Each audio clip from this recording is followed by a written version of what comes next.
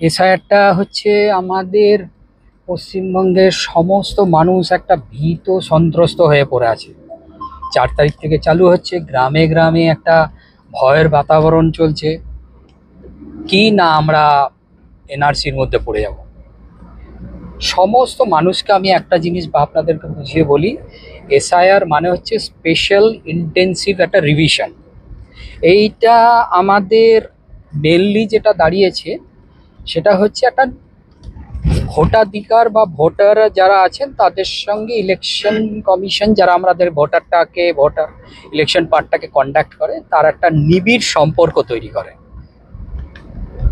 এবার এর আগে এটা ছিল ইন্টেন্সিভ রিভিশন বলে, এখন এটাকে বানিয়ে দিল স্পেশাল ইন্টেন্সিভ রিভিশন।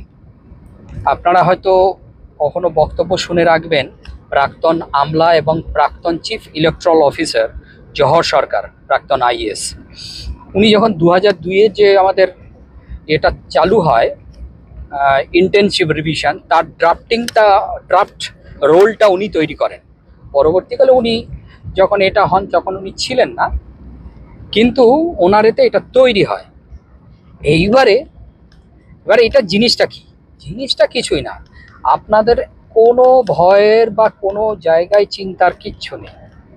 আপনাদের শুধু একটা জিনিস মাথায় রাখতে হবে, 2002-এ এখন আমাদের 2003 এবং 2004 এই অবধি, তো সেটা আমাদের এখন নতুন যে চিফ ইলেকট্রালের একটা নতুন ওয়েবসাইট চালু হয়েছে, সেইখানে আপনারা দেবে 2002-এর 3-এর এবং 4-এর তিনটেরই ড্রাফট ইলেকট্রাল রোল।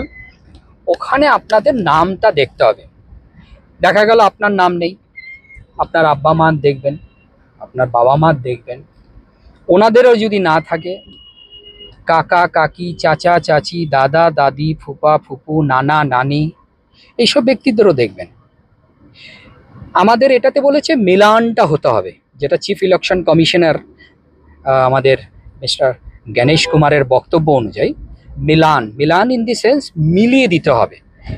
তো এই জাতীয় যদি আপনারা পেয়ে থাকেন যে এটা মিলে যাচ্ছে, তাহলেই কিন্তু আপনারা এই জিনিসটাকে আপনারা কিন্তু এই আমাদের 2025-এর এসআইআর যেটা চালু হয়েছে সেই ড্রাফট রোল থেকে আপনার নামটা বাদ যাবে না।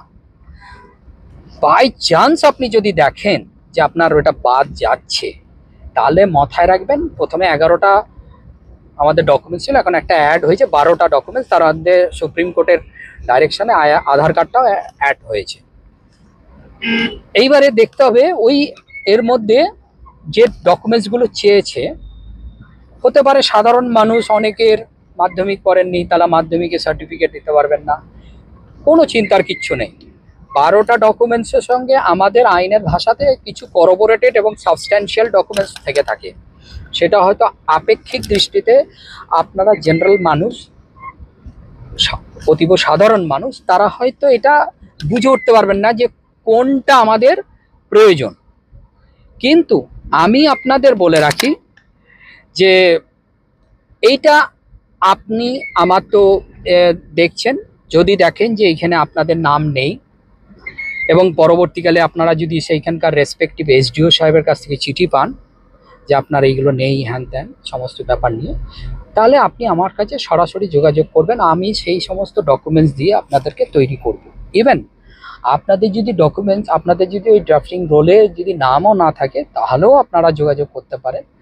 আমার যথাসাধ্য আমি চেষ্টা করব যে আইনি গ্যাপটাতে আপনারা ধরতে পারছেন না, সেই জায়গাটা যাতে যুক্ত করে আপনাকে আপনার মতো করে আপনি যে একজন বৈধ ভোটার সেটাকে আমার প্রমাণ করাতে আমার পক্ষে সুবিধা হবে।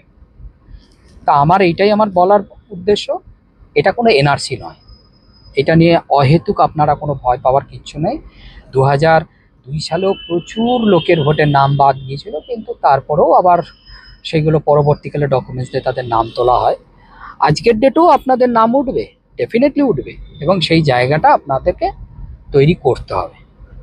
যাই হোক, আমি ভিডিওটা বেশি বড় করব না, আমি এসআইআর 2025 নিয়ে সংক্ষিপ্ত একটা বিবরণ দিলাম।